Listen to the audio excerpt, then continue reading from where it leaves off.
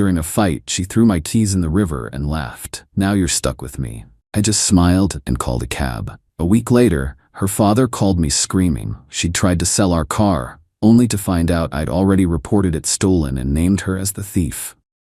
Our final argument started over something stupid and ended with my car keys in the river. It was the most clarifying moment of our 3-year relationship. We were walking in the park by the river after a tense dinner. The fight, simmering for hours over her credit card debt, finally boiled over. She was screaming. I was stonewalling. Finally, in a burst of theatrical rage, she snatched the keys from my hand. "You think you can just walk away from me?" She shrieked. Her face twisted. And then, during a fight, she threw my keys in the river and laughed.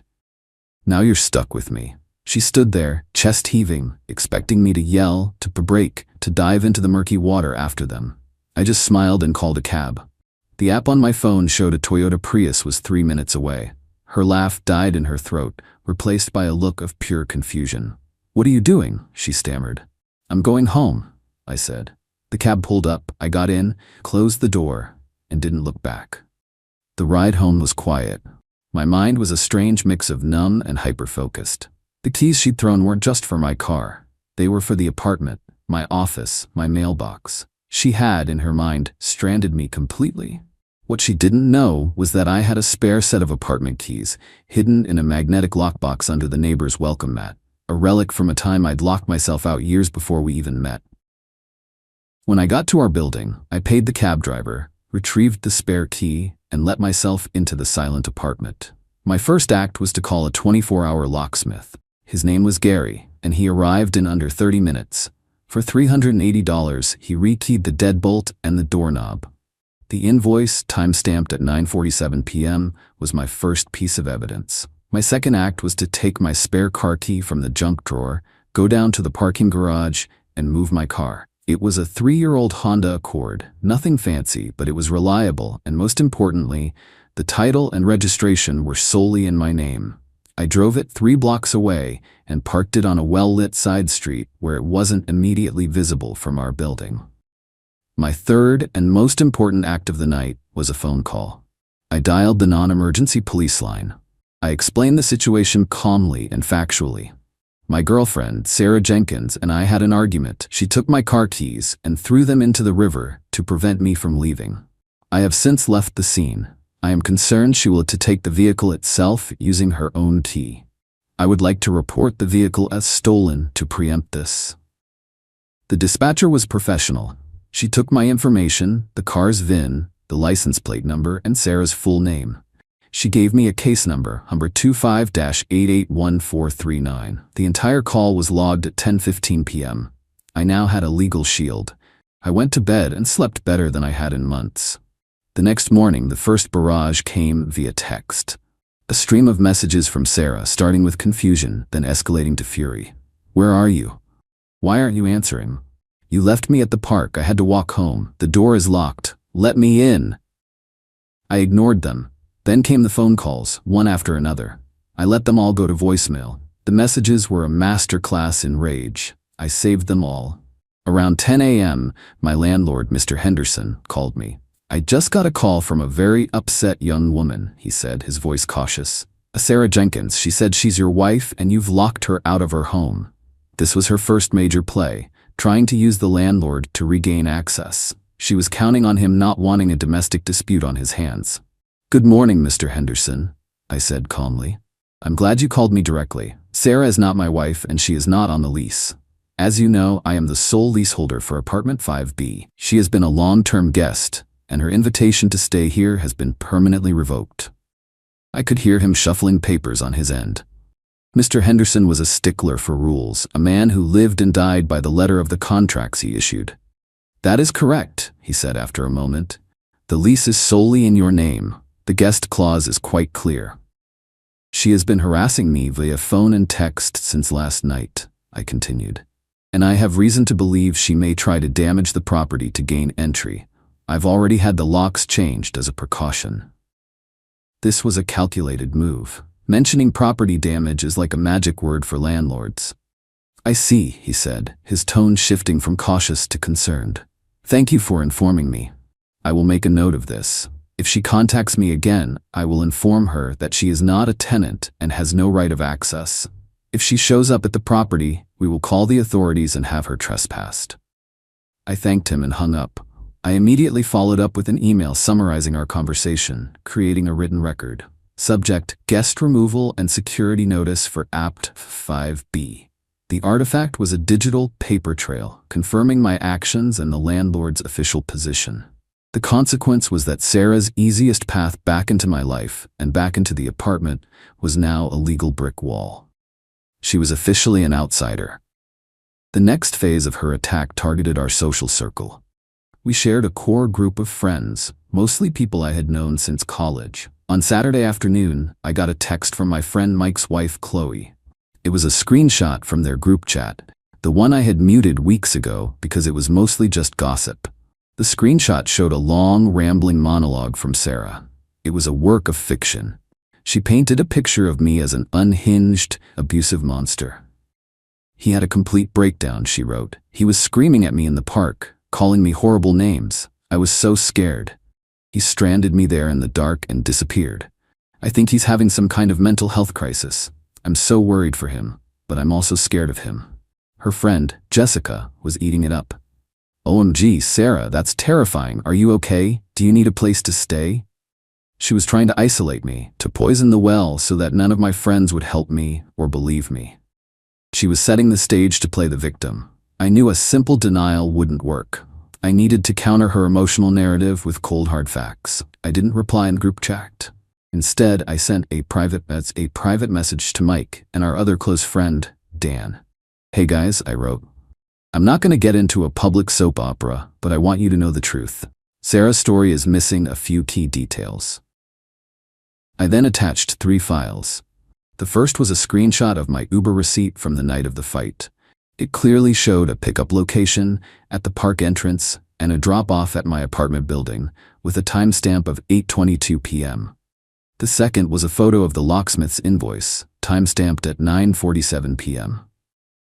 The third was a screenshot of the police report confirmation email, detailing the theft of my keys and car. I wrote a short paragraph underneath the attachments. "She threw my car and apartment keys into the river to trap me." The attached Uber receipt shows I was home within 15 minutes of the fight. I was never missing, and she was never stranded. She had her phone and her wallet. I had the locks changed because I was concerned for my safety and the security of my home. I filed a police report because she stole my property and I believed she would try to steal my car. "I'm not having a crisis, I'm just done." The response was swift. Mike called me almost immediately. "Dude, I am so sorry, we had no idea. She's been telling Chloe for weeks that you were being controlling. This is insane." Dan texted a few minutes later. "Got your message. Unbelievable. We've got your back, man. Let us know if you need anything." The consequence of her smear campaign was that it backfired spectacularly. By providing a timeline with time-stamped evidence, I didn't just counter her story, I proved she was a manipulative liar. She had tried to rally my friends against me, and instead, she lost them completely. For about a week, things were quiet. I assumed she was staying with Jessica, licking her wounds. I used the time to untangle the last remaining threads of our life together.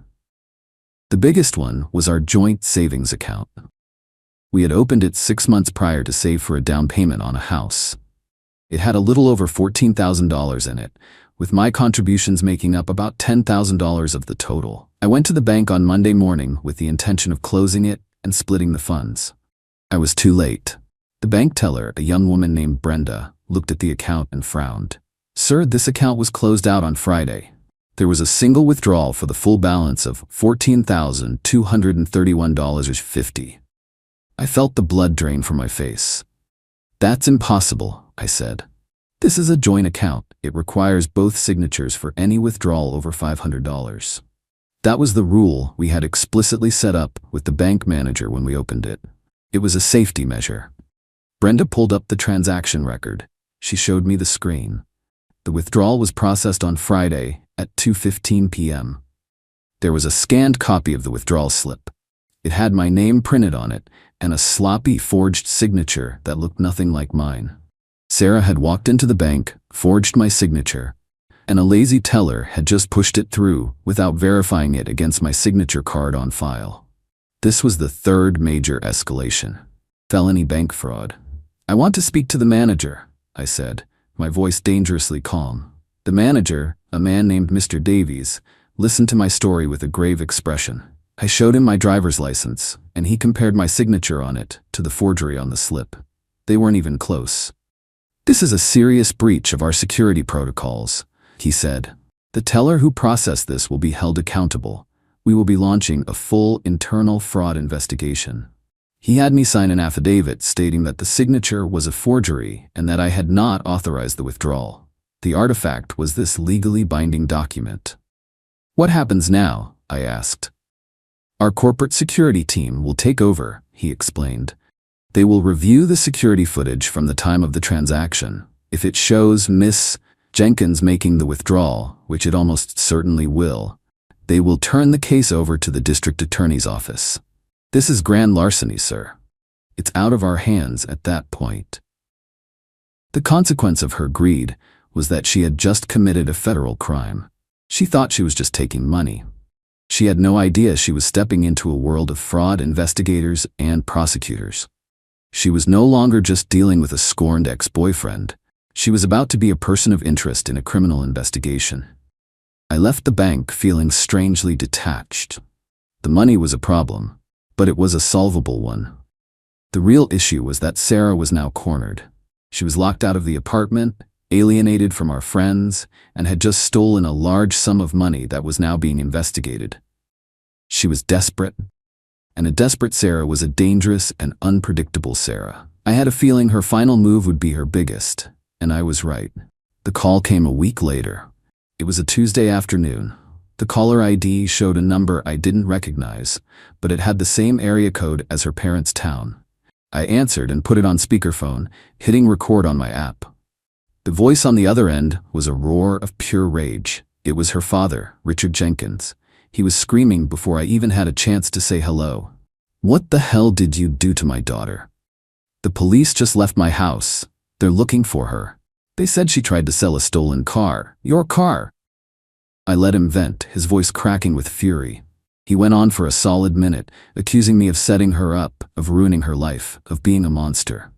I waited patiently until he finally ran out of steam, his breathing heavy and ragged on the other end of the line. "Good afternoon, Richard," I said, my voice even and calm. "Are you finished?" The calm in my voice seemed to enrage him even more. "Finished? I'm just getting started. You had her arrested." "Let's be very clear about the facts," I said, cutting him off. "First, I did not have her arrested. The dealership where she tried to sell a car she doesn't own had her arrested. They ran the VIN, saw that it was reported stolen, and they called the police, as is their legal obligation." I paused to let that sink in. "Second, the car was reported stolen over 2 weeks ago. I have the police report number right here, filed at 10:15 p.m. on the night she assaulted me and stole my property. I named her as the primary suspect at that time because she was the only other person with a key. There was a sputtering noise on the other end. She didn't steal your keys. You had a fight." "Richard," I said, my voice hardening. "During a fight, she threw my keys in the river and laughed. Now you're stuck with me. That is not a simple fight. That is destruction of property followed by a threat. I took that threat seriously. I reported the car stolen to protect my property. It turns out I was right to do so." He was silent now. The bluster was gone, replaced by the dawning horror of a man realizing his daughter was not the victim she claimed to be. "And one more thing, Richard," I said, delivering the final blow. "You might want to ask Sarah about the $14,231.50 she stole from our joint savings account by forging my signature. The bank has already started a fraud investigation and has video evidence of the transaction. They will be pressing charges for grand larceny. So no, I didn't ruin her life. She did. She is a thief and a felon, and she is finally facing the consequences of her own actions." I could hear him breathing, a slow, defeated sound. He had called me to scream, to intimidate me, to defend his daughter. He was ending the call with the knowledge that his daughter was a criminal on multiple fronts, with a mountain of evidence stacked against her. Don't you call this number again. He whispered and hung up the phone. I ended the recording. The final desperate act was over. She had tried to sell our car, only to find out I'd already reported it stolen and named her as the thief. It was the predictable end to her spiral. I blocked his number. I blocked Sarah's number. The war was over. I had won, not by yelling or fighting back on her terms, but by being calm, methodical, and relying on the truth, backed up by indisputable proof. I walked over to the window and looked out at the city. During a tense family dinner, she texted me from across the table, "Your family is so low class." I didn't react. I just forwarded the text to her father. The look on his face was the last thing she saw before he made her apologize. My phone buzzed during dessert. I glanced down at the screen. Text from Sarah sitting directly across from me. My girlfriend of 18 months. I opened it. "Your family is so low class." I looked up. She was smiling at my aunt, nodding along to some story about her garden, playing the perfect girlfriend while insulting my family behind their backs. I took a screenshot of the text, set my phone face down on the table. Didn't respond. "I'm Jake. I'm 31. I work as a diesel mechanic, good job, union shop. Make solid money, not rich but comfortable. My family is working class, always has been. Dad drove trucks for 30 years before he retired. Mom worked in a factory. My 2 brothers are electricians. My sister is a nurse. We're loud, we drink beer, we tell the same stories every time we get together. We're not fancy, but we're solid people." Sarah is different. She's 29, works in pharmaceutical sales, makes more money than me. Grew up in a different world. Her dad, Richard, owns a medical supply company. Her mom does charity galas. They have a vacation house. They talk about wine pairings and investment portfolios. I knew we came from different backgrounds, thought love was supposed to bridge that gap. I was wrong. This dinner was at my parents' house. My mom had been planning it for weeks. She wanted to host Sarah properly, make a good impression, spent 2 days cooking, made all her best dishes. Pot roast, mashed potatoes, green beans, homemade rolls. Nothing fancy but everything made with care. The house was spotless. She'd even bought new placemats. Sarah had been off from the moment we arrived. Little comments under her breath. The house was smaller than she remembered. The furniture was dated. My dad's recliner had a tear in it. She kept checking her phone. When my mom brought out the food, family style in big serving bowls, Sarah's nose wrinkled for just a second. Like she was used to plated meals at restaurants. Dinner started fine. My family was trying hard, asking Sarah about her work, complimenting her dress. My mom kept offering her more food. Sarah was polite to their faces, smiled, laughed at my dad's jokes. But I could feel the tension coming off her, the barely concealed impatience. My Aunt Linda started telling a story about her garden, how she'd grown the biggest tomatoes this year. Was planning to enter them in the county fair. Simple story. The kind we tell at family dinners. Sarah's phone came out, she was typing. Then my phone buzzed.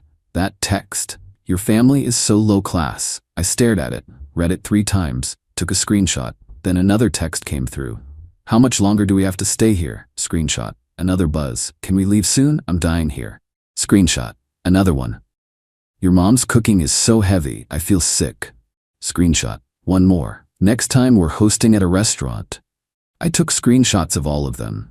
Didn't respond. Just ate my mom's pot roast and listened to my aunt finish her tomato story. Sarah kept glancing at me, waiting for a response. I ignored her. She looked confused, then annoyed. My phone was connected to my truck's Bluetooth. I'd gotten Richard's number 2 months ago, when we had dinner at their place. He'd given it to me, said if I ever needed anything to reach out.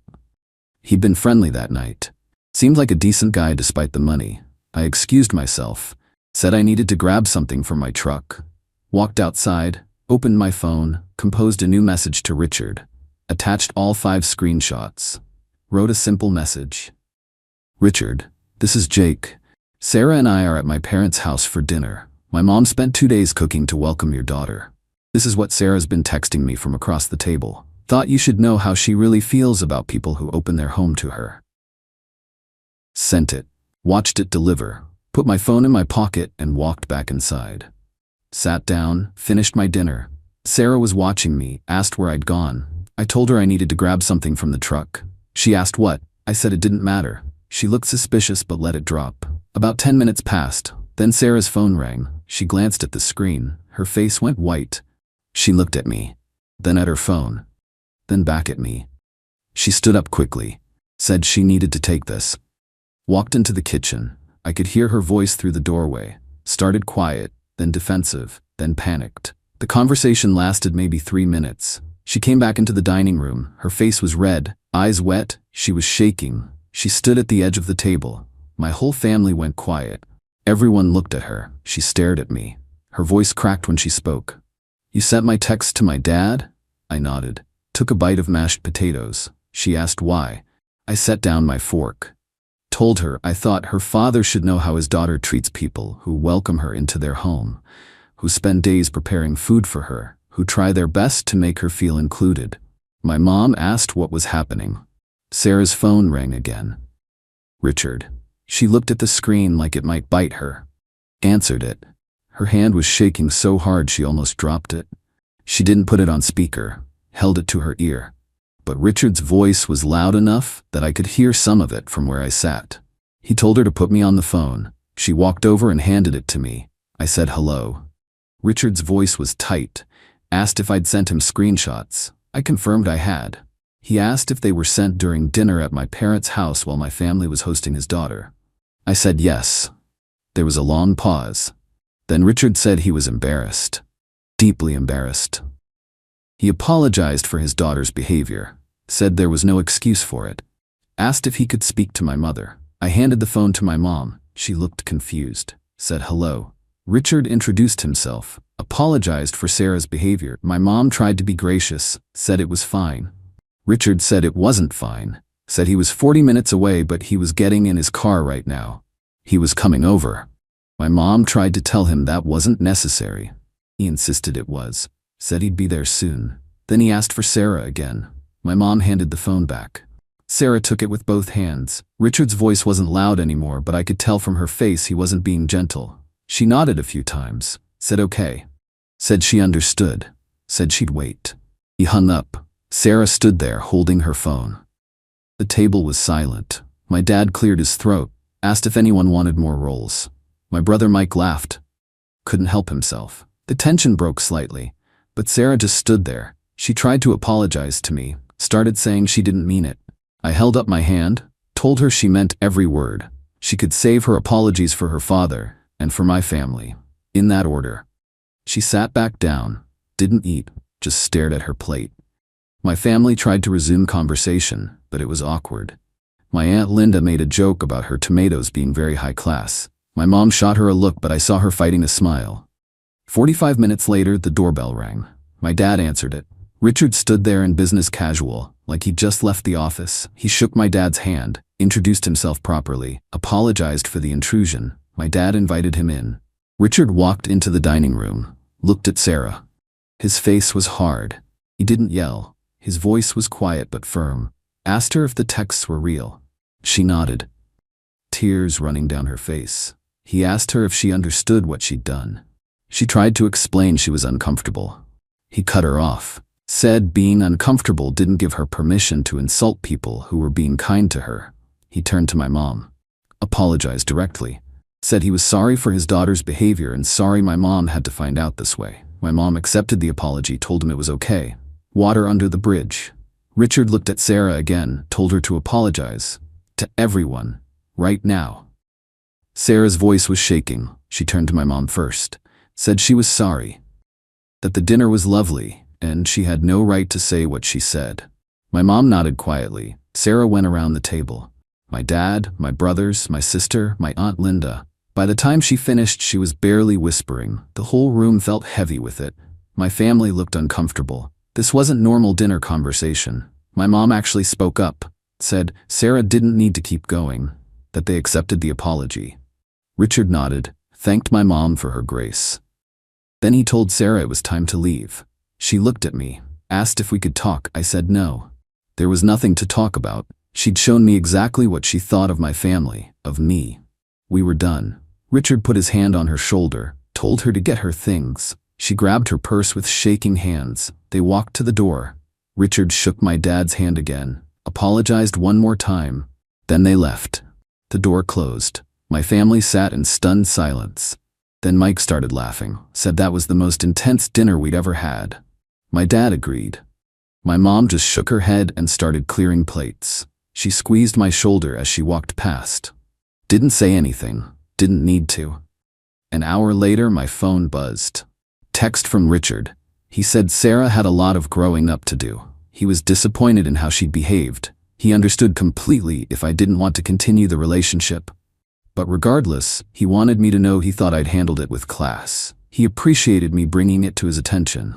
I thanked him, said I appreciated him coming over. He said it was the least he could do. Then he said my family seemed like good people, the kind of people he wished his daughter appreciated more. Maybe she'd spent too much time in certain circles, forgotten what mattered. Sarah started texting me that night, long messages. She was mortified, sorry beyond words. Her father had driven her home and lectured her the entire way. She wanted to make it right. Could we please talk? I didn't respond. Blocked her number. Then I got texts from unknown numbers. She was using friends' phones, same messages, more apologies, promises to change. I blocked those too. 3 days later, flowers showed up at my parents' house. From Sarah. Card said she was deeply sorry. My mom called to tell me, asked what I wanted her to do with them. I told her to enjoy them or give them away, whatever she wanted. They were my mom's flowers now, not mine. Sarah showed up at my work a week later. I was under a truck when one of my coworkers came over, said there was a woman asking for me. I rolled out. Saw Sarah standing by the bay door, looking out of place in her work clothes. I walked over, told her she needed to leave. She said she just wanted 5 minutes to explain, to apologize properly. I told her she'd apologized at my parents' house, in front of everyone. That was enough. We were done. She started crying, said she'd made a mistake, that she was working on herself, that she'd do better. I told her she should do better, for herself, for the next person. But not for me. We were finished. She asked if there was anything she could do. I said yes, respect my decision and leave me alone. She stood there for another minute, then she left. 2 weeks after the dinner, Richard called me, asked if we could meet for coffee. I was surprised, but I agreed. We met at a place downtown. He thanked me again for handling things the way I did. Said most guys would have just let it slide. Let the resentment build. I'd been direct and honest. He respected that. He said Sarah had been asking about me, wanting to know if he'd talked to me. He'd told her it wasn't his place to get involved, that she'd damaged the relationship, and it was up to me whether there was anything left to salvage. He wanted to make it clear he wasn't there to plead her case. I appreciated that. Told him so. He asked about my work, my plans. We talked for an hour, just two guys having coffee. At the end, he said, regardless of what happened with Sarah, he hoped we could stay in touch. Said I seemed like the kind of person who'd be good to know. I said the same. We've kept in touch, grab coffee every few months, talk about work, about life. It's strange, but it works. He's become something like a mentor, gives me advice when I ask, listens when I need to vent, never brings up Sarah unless I do. Sarah tried reaching out a few more times over the next couple months, through mutual friends, through her sister. Finally sent me one last email, said she understood I'd moved on, that she was sorry for how she'd acted, that she hoped someday I could forgive her. Not for her sake, for mine. So I wasn't carrying anger. I wrote back once, told her I wasn't angry, I was disappointed. There's a difference. I'd thought she was someone she wasn't. That was on both of us. I wished her well, but asked her to stop reaching out. She respected that. Haven't heard from her since. It's been 1.5 years now. I'm seeing someone new. Her name is Amy. She's a teacher. Grew up in a small town like me. Understands family dinners and loud conversations and stories that get told 100 times.